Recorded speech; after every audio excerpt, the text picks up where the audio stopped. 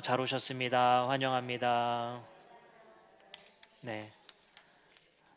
네, 한 번 더 인사하겠습니다. 주님의 이름으로 축복합니다. 네, 감사합니다. 오늘 우리는 마태복음 말씀을 통해서 종말의 징조라는 제목으로 24장 말씀을 함께 배우도록 하겠습니다. 우리 혹시 저번 주 말씀 기억하세요? 성전 파괴 사건, 예수님께서 성전이 파괴될 것을 예언하시는 말씀으로 우리가 성전이다라는 주제로 말씀을 들었습니다. 오늘은 그 말씀에 이어서 종말의 징조를 예수님께서 말씀하시는 것을 우리가 함께 이해하고 오늘 우리에게 주시는 말씀이 어떤 의미인지를 함께 살펴보고자 합니다. 사실 오늘 말씀은 마태복음 말씀을 해석하는 데 있어서 가장 어렵다면 어려울 수 있는 말씀입니다. 매우 복잡하기도 하고 해석도 많이 분분하게 의견이 나눠지는 부분이 있어서 사실은 마태복음 오늘 24장 말씀이 마태복음에서는 가장 어려운 말씀일 수 있을 것 같습니다. 그러나 제가 또 여러분들에게 최선을 다해서 최대한 쉽게 여러분들께 말씀을 드리고 그 말씀의 또 요지를 우리가 함께 살펴보고자 합니다. 오늘 말씀 예루살렘의 멸망을 예수님께서 예언하시는 말씀입니다. 근데 아까 말씀드렸다시피 이 말씀 바로 전에 어떤 말씀이 있었다고요? 예수님께서 성전이 파괴될 것이다. 돌 위에 돌 하나도 남기지 않고 파괴될 것이다 말씀을 드렸습니다. 사실 이것은 예언의 말씀이기도 하지만 이미 이루어진 사실이기도 합니다. 이것을 잘 이해하셔야 돼요. 예언이기도 하지만 이미 이루어지기도 한 사실이다. 아시겠죠? 다시 한번 예언이기도 하지만 이미 이루어진 사실이기도 하다. 이게 무슨 말씀이냐면요, 예수님께서는 제자들에게 분명히 예언하셨습니다. 그러나 제자들과 예수님이 하신 이 말씀을 기록한 마태복음은 제자들이 읽었던 것이 아니라 주후 70년에서 100년 사이에 읽은 말씀입니다. 그러면 이 말씀을 읽었었던 마태복음을 읽었었던 교회는 이미 성전이 무너진 이후입니다. 그렇기 때문에 읽은 사람들에게는 역사적 회고의 느낌으로 읽을 수밖에 없습니다. 성전이 또 무너지나? 라고 생각하지 않습니다. 이미 무너진 성전 옆에서 이 말씀을 읽었을 겁니다. 그래, 예수님께서 이 말씀하셨던 이 예언이 70년대에 로마에 의해서 파괴되었었지 하면서 읽는 거지 언제 무너지지? 라고 생각하면서 읽는 것이 아닙니다. 그렇기 때문에 이 마태복음을 읽었었던 독자들은 이미 이루어진 사실로서 회고적인 느낌으로 이 말씀을 읽는 것입니다. 그래서 우리는 이 말씀을 읽었었던 독자들이 어떤 느낌이며 어떤 생각이었는지를 먼저 파악해 봐야 됩니다. 유대인들에게 있어서는 성전이 무너졌다는 것은 매우 큰 의미를 갖습니다. 그게 어떤 의미냐면요, 야, 경복궁이 무너졌어, 청와대가 무너졌어, 백악관이 무너졌어, 이 정도의 느낌이 아닙니다. 유대인들의 사고방식으로는요, 성전이 우주의 중심이라고 생각했습니다. 모든 나라는 성전을 중심으로 이루어졌고 우주는 성전을 중심으로 다 구성되어 있다고 생각했습니다. 왜냐하면 성전은 하늘이자 우주를 상징했기 때문입니다. 그렇기 때문에 유대인들에게서는 성전은 곧 우주이자 온 인류를 묶는 중심이라고 생각합니다. 그렇기 때문에 유대인들에게 성전이 무너졌다는 것은 바로 종말을 의미합니다. 유대인들에게 성전이 무너진 건 단순히 성전이 멸망, 예루살렘의 멸망 정도를 의미하는 것이 아니라 종말의 날에 이루어질 일이라고 생각하는 겁니다. 왜냐하면 우주의 중심축인 성전이 무너졌으면 우주도 같이 무너진다라는 생각이 유대인들의 세계관이었고 사고였기 때문입니다. 그렇기 때문에 제자들에게 예수님께서 말씀하셨습니다. 돌 위에 돌 하나 남기지 않고 이 성전이 무너질 것이다 말씀하셨습니다. 제자들은 번뜩 생각난 거예요. 종말이 온다고? 이렇게 생각하는 거예요. 우리 이스라엘이 망한다고 아니에요. 이 온 우주가 하나님께서 심판하시고 종말이 온다고? 그래서 오늘 말씀, 바로 첫 번째 말씀에 예수님께 제자들이 묻는 겁니다. 3절입니다. 예수께서 감난산 위에 앉으셨을 때 제자들이 조용히 와서 묻는 거예요. 우리에게 이르소서 어느 때에 이런 일이 있겠사오며 또 주의 임하심과 세상 끝에는 무슨 징조가 있사오리까? 이렇게 묻는 거예요. 그러면 예수님께 물었던 이 내용이 어떤 의미인지 아시겠죠? 제자들이 황급히 온 거예요. 예수님, 성전이 무너진다고요? 그러면 그 성전이 무너지기 직전에 어떤 징조가 오겠습니까? 이 말은 종말과 연관된 거예요. 성전이 무너지는 것이 곧 종말이고 세상의 끝이라고 생각했어요. 그렇기 때문에 그 세상의 끝이 오는 날 전에 분명히 무슨 징조가 있을 것이고 우리에게 힌트가 있지 않겠냐, 제자들이 예수님께 급하게 물어본 거예요. 이걸 물어본 이유를 아시겠죠? 성전의 파괴, 성전의 무너짐은 곧 종말, 우주의 끝이라고 생각했기 때문입니다. 그렇기 때문에 단순히 성전의 파괴, 예루살렘의 멸망을 넘어서 재림 그리고 종말의 생각으로 제자들은 예수님께 물은 겁니다. 그러나 성전의 멸망이 곧 종말을 의미하지 않는다는 것이 바로 오늘 말씀의 핵심입니다. 그게 핵심이에요. 다시 한번 말씀드립니다. 성전의 멸망, 예루살렘의 멸망이 곧 종말을 의미하지 않는다는 게 예수님의 말씀이에요. 그래서 예수님께서는 마태복음 24장 6절에 이렇게 말씀하십니다. 난리와 난리 소문을 듣겠으나 너희가 삼가 두려워하지 말라. 이런 일이 있어야 하되 아직 끝은 아니다.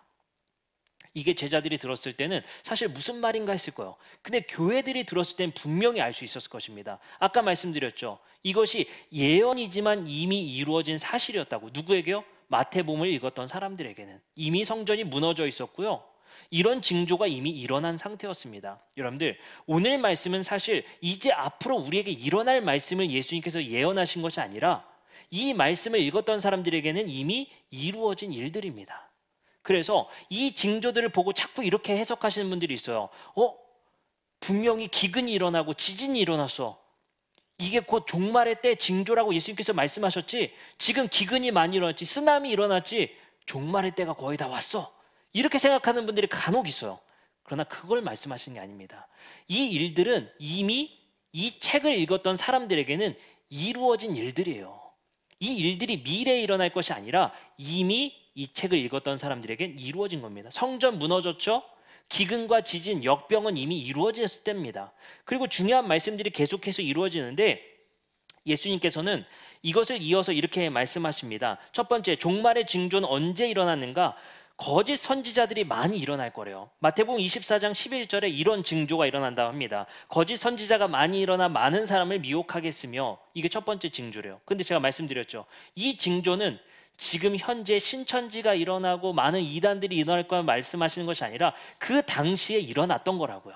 말씀합니다. 사도행전 8장 9절부터 10절엔 이런 말씀이 있어요. 그 성에 시몬이라 하는 사람이 전부터 있어 마술을 행하여 사마리아 백성을 놀라게 하며 자칫 큰 자라 하니 낮은 사람부터 높은 사람까지 다 따르며 이르되 이 사람이 크다 일컫는 하나님의 능력이라 하더라. 거짓 선지자들이 사도행전 시대에 이미 일어났습니다. 또 말씀합니다. 사도행전 13장 6절에요. 온 섬 가운데 지나서 바보에 이르러 바 예수라 하는 유대인 거짓 선지자인 마술사를 만나니. 이미 거짓 선지자들은요, 지금의 시대를 말하는 것이 아니라 오늘 예언된 말씀은 이미 이루어졌고 그 당시에 있었던 징조입니다.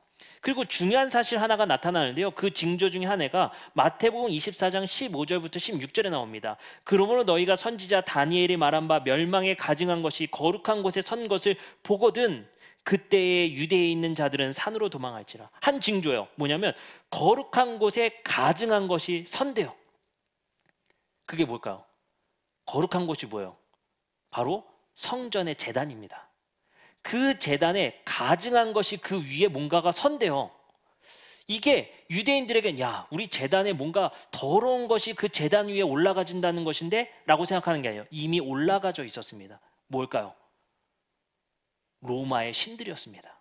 실제로 로마인들은 그 제단 위에 제우스 신상을 세웠어요. 그래서 성전을 더럽힙니다.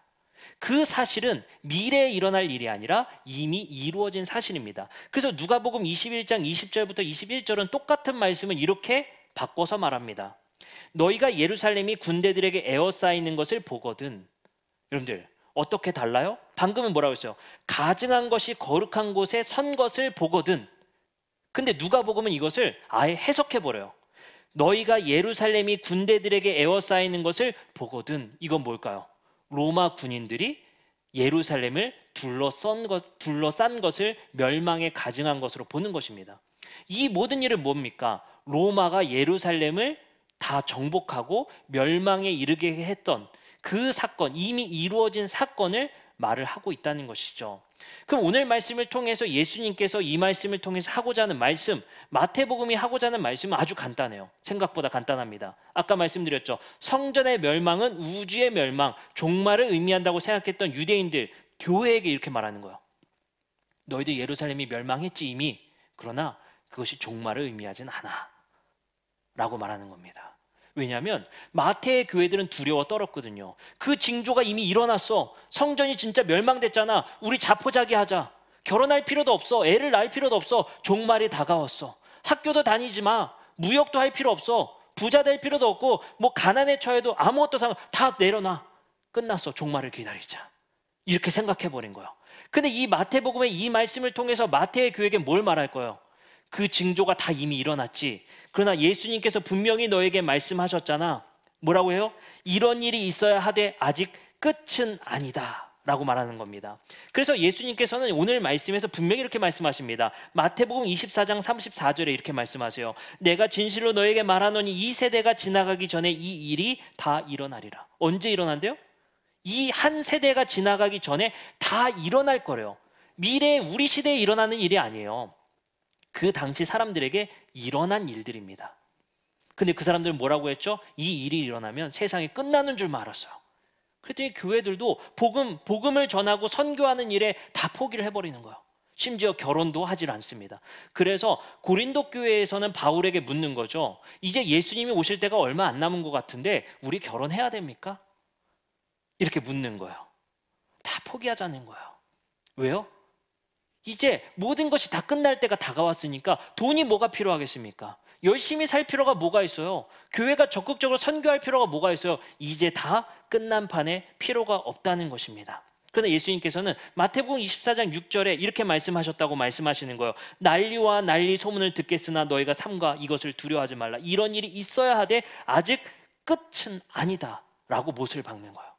그래서 그들이 가지고 있었던 고정관념, 유대인들이 가지고 있었던 세계관을 깨트림으로 말미암아 아직 교회가 해야 할 일이 남았음을 오늘 말씀을 통해 말씀하고 계십니다.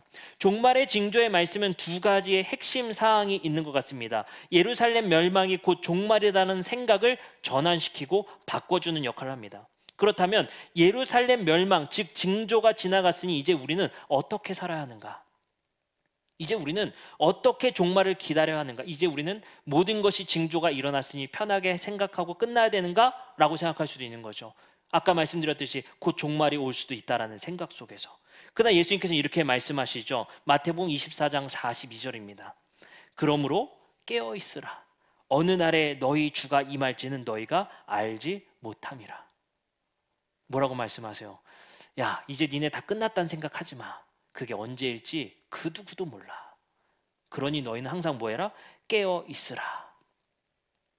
도적이 임한같이 깨어 있으라는 거예요. 이것이 급박하게 언제 일어날지 모르니 너희는 깨어 있으라는 거예요. 그러니 너희는 성전의 멸망, 예루살렘의 멸망을 보고 자포자기하고 모든 것을 내려놓고 사는 삶이 아니라 그것은 종말과는 무관해.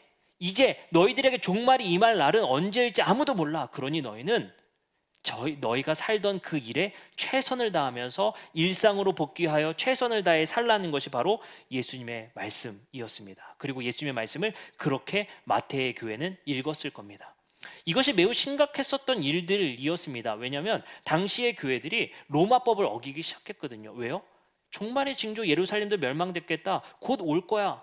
끝날 거야. 라는 생각을 가지고 이제 뭐를 안 해요? 세금도 낼 필요 없어. 그 로마 당국이 기독교를 계속 핍박하는 거예요. 계속 탄압하는 거예요. 근데 교회들은 자꾸만 무기력하게 모든 걸 안 해도 된다는 생각을 갖는 거예요. 왜요? 징조가 일어났고 예수님이 곧 오신다는 생각. 이 생각을 갖는 겁니다. 이것을 뭐라고 얘기하냐? 임박한 종말론이라고 얘기해요. 그래서 교회들이 자꾸만 자포자기하고 모든 생계를 내려놓고 세금조차 내질 않는 겁니다. 그래서 바울이 얘기하는 거예요. 너희들은 로마의 당국자, 로마의 지도자를 하나님께서 세우신 권위자라고 생각해라. 그리고 너희들은 세금 내는 것에 충실하라라고 권면하는 거예요. 그 말이 뭐겠습니까? 종말의 때는 아무도 모른다. 그러니 너희들의 지금의 일상에 최선을 다해서 살아라 라고 말을 하는 거예요. 그럼 우리는 어떻게 생각해야 될까요? 오늘 말씀을 통해서 우리는 우리의 일상에 최선을 다하는 삶을 살아야 합니다. 종말이 임박했다 생각해서 모든 것을 자포자기하지 말아야 합니다. 일부 선교단체가 이런 것들을 주장하는 것 같아요.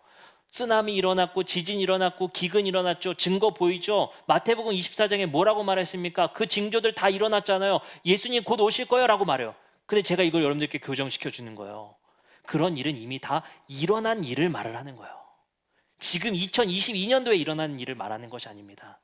그 일은 이미 일어났고 그 징조가 꼭 예수님이 오시고 종말을 의미하지 않는다는 것을 예수님께서 교정시켜 주시는 말씀입니다.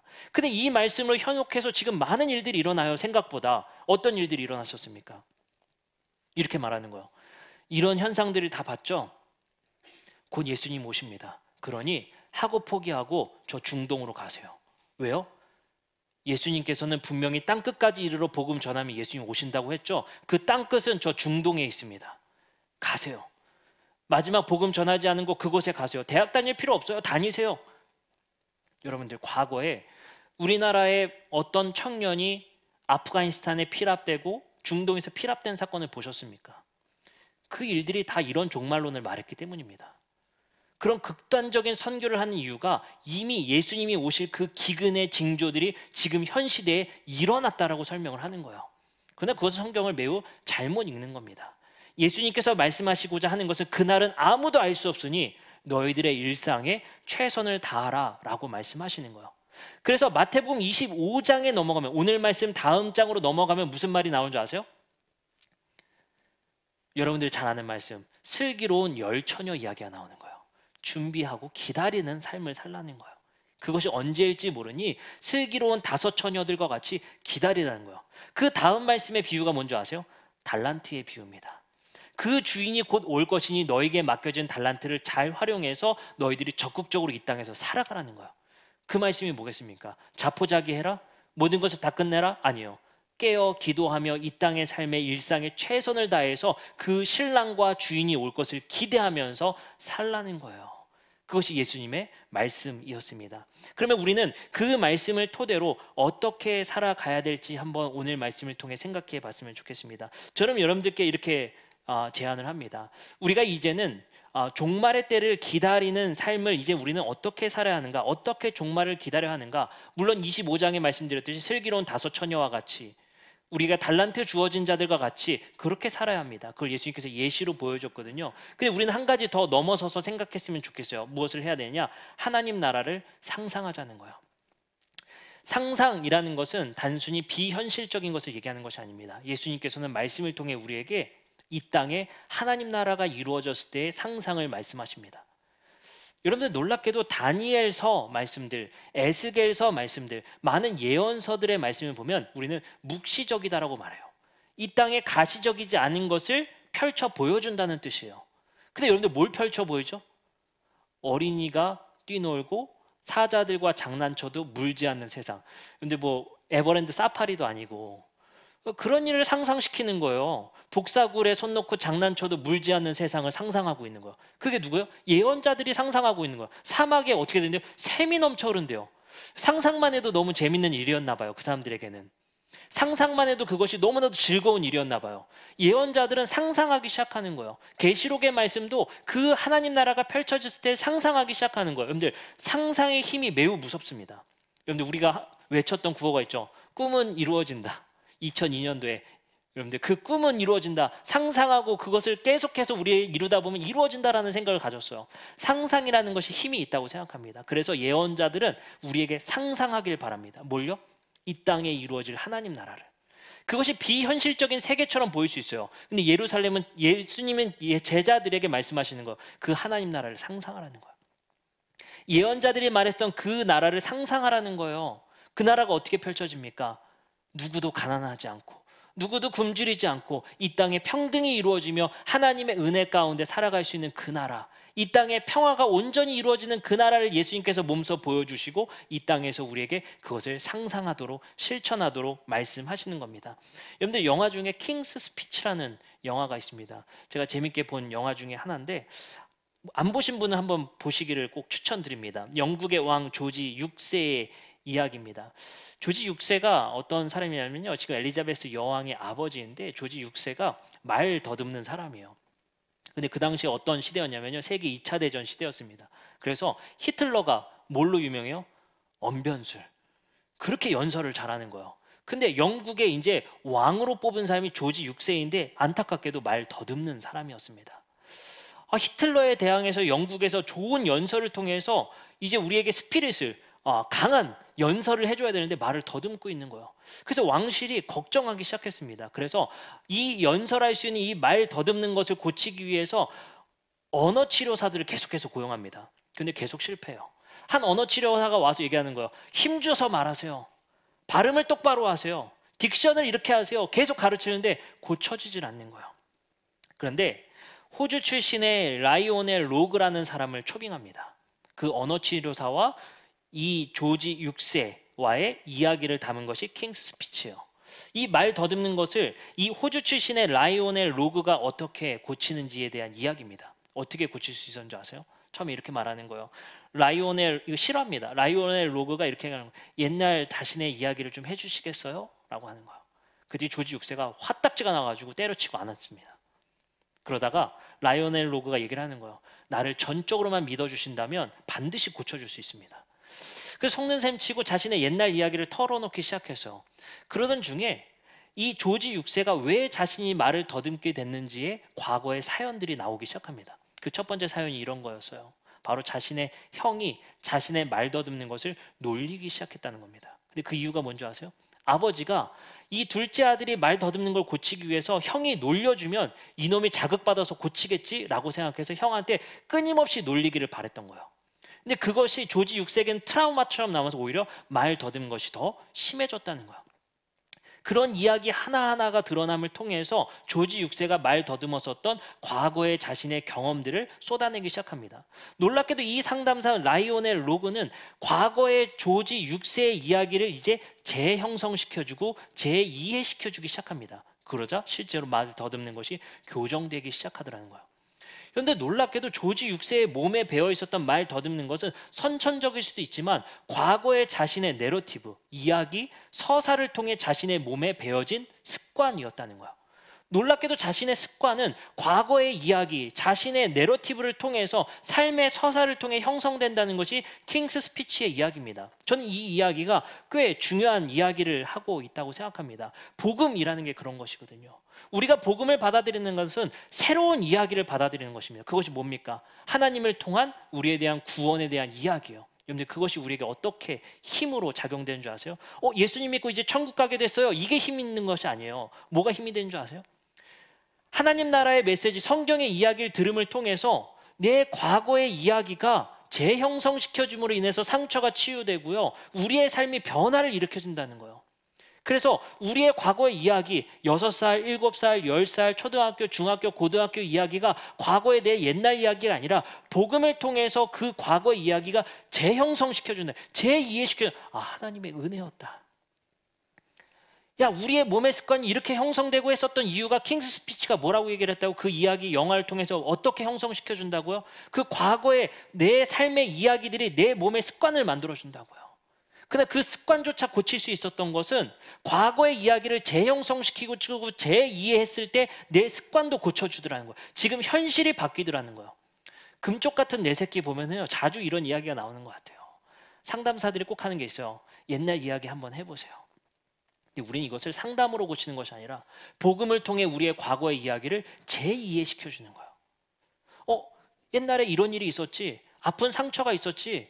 근데 그것이 과거의 아픈 상처가 나에게 트라우마를 입혀서 내 습관을 일으키는 지금 현실로 이루어졌는데 그걸 어떻게 이해하게 된다고요? 복음에 대한 이야기를 통해서 그 서사를 통해서 그래, 하나님의 뜻이 있었어. 하나님의 은혜가 있었어.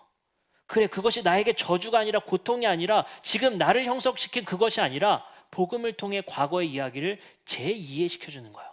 그래서 우리는 항상 말버릇처럼 하는 게 기독교인들의 세계관이 은혜였다라고 말을 하는 겁니다. 그래서 우리는 복음을 받아들인다는 것은 과거에 나를 형성시킨 이야기를 재이해하고 재형성시켜 주는 것입니다. 이것이 놀라운 힘이 있다고 생각해요. 그것이 복음의 힘이라고 생각합니다. 우리의 삶, 우리의 이야기를 다시 이야기하는 것, 다시 이해시켜 주는 것. 우리는 이런 일들을 통해서 어떤 일들을 이루어냅니까? 하나님 나라를 상상하기 시작하는 거예요. 이제 몸의 습관으로 새로운 습관들이 일어나고 나에게 일어났었던 몸에 배어있던 그 습관들이 내 이야기를 다시 재형성시켜 주므로 우리는 새로운 상상하기 시작합니다. 새로운 꿈을 꾸기 시작하는 거예요. 새로운 서사의 삶을 시작하는 것입니다. 그것이 세상을 바꾸고 그것이 나를 바꾼다는 것입니다. 여러분들 생각보다 우리의 이성과 우리의 습관은 따로 논다는 것을 여러분들 잘 아실 것 같습니다. 제 이성으로는 항상 이렇거든요. 건강한 음식 먹어야지. 그렇죠? 나 오늘부터는 다이어트 해야지. 제 가장 가까운 사람이 항상 하는 얘기입니다. 1년째 도전 중인 것 같아요. 다이어트 해야 돼, 다이어트 해야 돼. 근데 참 재밌는 게 뭐냐면요. 우리가 좋은 음식 먹어야 돼, 야채 먹어야 돼. 이건 우리의 이론이에요. 우리의 이성입니다. 근데요, 코스트코를 가면 피자 냄새가 그렇게 나요. 피자 한 쪽만 살까? 그러면서 건강에 안 좋은 정크푸드를 우리는 사죠. 그리고 먹습니다. 이게 뭔지 아세요? 우리의 몸에 배어있는 그 안 좋은 것을 먹는 그 습관과 이성은 그만큼 괴리가 있는 것 같아요. 그 두 가지는 따로 노는 겁니다. 여러분들, 우리가 생각하고 이성적으로 생각한다고 해서 다 그런 삶을 사는 게 아니에요. 그것이 나를 만들어준 게 아니에요. 피자 먹고 있는 내가 나예요. 생각하는 것이 내가 아니에요. 피자 먹고 있는 나의 모습이 나란 말이에요. 근데 여러분들, 이 습관들, 이 모습들, 내가 나의 모습으로, 몸으로 표현되는 이 모든 것이 교정되는 것은 바로 아까 말씀드린 우리가 상상하고 꿈꾸는 것에 의해서 변화되어진다는 겁니다. 오늘 말씀을 통해서 우리는 한번 생각해 봤으면 좋겠습니다. 복음이 우리의 삶을, 이야기를 재형성시키고 우리를 상상하게 만든다는 것입니다. 그 상상을 통해서 우리는 한 가지 꿈을 꿉니다. 이 땅에 하나님 나라가 도래했을 때, 예언자들이 꿈꿨었던 어린이가 손 놓고 장난쳐도 물지 않는, 사막에 샘이 솟는, 생각만 해도 즐거웠었던 그 나라를 우리는 이 땅에서 꿈꾸고 상상하는 거예요. 그리고 우리는 그 상상에 맞춰 우리의 의무와 책임을 우리의 몸에 재형성시키게 됩니다. 그 꿈꾸는 나라를 이 땅에서 살기 위해서, 이 땅에 만들어내기 위해서 우리의 몸의 습관을 바꾸고 우리의 이야기를 재형성시키기 시작합니다. 이런 모든 것이 합쳐져서 교회는 이 땅에서 힘이 있다라고 말을 하는 겁니다.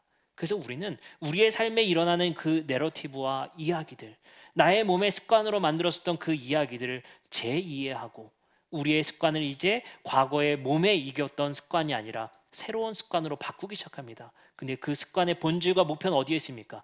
우리가 이제 상상하는 것, 우리가 이제 꿈꾸는 것에 우리의 습관을 바꾸게 되어지는 것입니다. 그래서 우리는 계속 도전하기 시작하는 거예요. 여러분들, 상상만 해도 즐거운 것 무엇입니까? 상상만 해도 기쁜 것 무엇입니까? 이런 표 생각만 해도 기쁘지 않습니까? 모두가 같이 더불어 잘 사는 세상. 이게 별로 안 기쁜 구호일지 모르겠지만 저는 굉장히 기쁘고 즐거운, 상상만 해도 너무 좋은 생각인 것 같거든요. 우리가 이러한 세상을 자꾸만 상상하고 꿈꾸면서 우리의 습관과 우리의 삶의 의무와 책임을 이 상상에 맞춰 조금씩 변화시켜 보자는 거예요. 여러분들, 굴뚝에서 연기 나면서 이 탄소의 시대를 살면서 우리는 탈탄소를 꿈꾸지 않습니까? 그런 공해 없고 미세먼지 없는 세상 꿈만 꿔도 기분이 좋죠. 어제 정말 공기가 너무 좋더라고요. 창문 열고 다니면서 여러분들 기분 얼마나 좋습니까? 상상만 해도 너무 좋잖아요. 미세먼지 없는 세상, 우리 아이들이 마스크 벗고 사는 세상, 상상만 해도 너무 좋잖아요. 하나님께서 우리에게 그렇게 상상하게 시키시는 거예요. 에덴을 상상하라는 거예요. 계시록에 그려진 그 하늘의 세상을 우리에게 상상하고 꿈꾸라는 거예요. 그리고 그 상상에 맞춰서 우리의 삶을 변화시키라는 거예요. 그래서 우리는 우리의 습관을 하나씩 하나씩 교정시킴으로 인해서 이 땅에 하나님 나라를 세워가는 것입니다. 오늘 말씀을 통해서 우리는 한 가지 중요한 사실을 알 수 있었던 것 같습니다. 이 징조들이 종말의 끝을 말하는 것은 아니었습니다. 그리고 예수님께서는 우리에게 말씀하십니다. 이제 슬기로운 5 처녀와 같이, 그리고 달란트 받은 지혜로웠던 사람들처럼 너희들은 슬기로워라. 그리고 이 땅에서 예수님께서 말씀하시고 보여주신 그 나라를 상상하라. 그 우리는 기도합니다. 그 나라가 임하기를. 그리고 우리는 상상하고 꿈꾸는 교회 되었으면 좋겠습니다. 꿈꾸기 참 좋은 교회. 왜요? 이름 자체가 더 드림입니다. 꿈꿔야 되는 교회예요. 그래서 모든 교회와 모든 사람들이 그건 안 돼! 라고 외치는 걸 꿈꾸는 교회 됐으면 좋겠어요. 그런 선교가 이루어졌으면 좋겠고요. 그런 상상들로 이루어지는 교회 되었으면 좋겠습니다. 기도하시겠습니다. 사랑과 은혜가 많으신 하나님, 감사합니다. 오늘 우리에게 하나님 나라를 상상하게 하여 주시고 그 꿈을 통해서 그 상상으로 우리의 의무와 책임, 우리의 생각을 바꿔주신 하나님 감사합니다. 이 삶을 살기 위해서 우리의 과거의 삶을 이제 변혁시켜 주시고, 그것이 나의 상처가 되었으며 나의 몸의 습관이었던 것을 복음을 통하여서, 하나님 나라의 이야기를 통하여서 그것이 나에게 필요한 일이었음을, 그것이 나를 형성시켜주는 하나님의 은혜였음을 깨달음을 통해 지금의 습관과 상처와 몸에 배인 것들을 이제 다시 회복시켜 주시고, 회복된 우리의 몸으로 새로운 형성, 새로운 습관을 형성시켜 주셔서 하나님 나라를 상상하며 꿈꾸며 이 땅을 일궈 나갈 수 있는 우리 모두가 되게 하여 주시옵소서. 예수 그리스도의 이름으로 기도드립니다. 아멘. 우리 함께 찬양하면서요, 우리 잠깐 묵상으로 기도하는 시간, 그리고 하나님 나라를 상상하며 꿈꾸는 시간 가졌으면 좋겠습니다. 이 시간 함께 찬양하겠습니다.